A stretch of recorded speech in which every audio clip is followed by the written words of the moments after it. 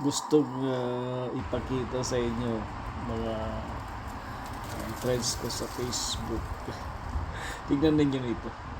Napakaganda ng napakaganda ng pagkakalagay ng Tim Hortons sa coffee doon.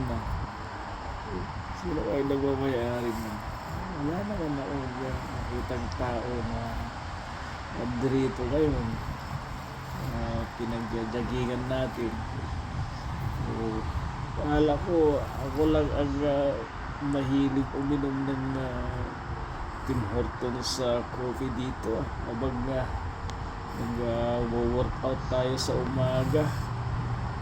Mayroon pa din iba pala at andyan o inilagay niya sa ituktok ng bato.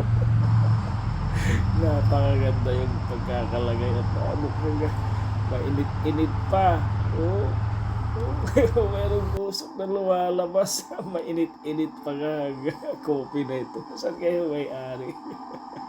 Baka magalit, kukunin natin. Hayaan na lang natin dyan. Bye-bye na po. Bye-bye na po mga Facebook. See you later. Babu!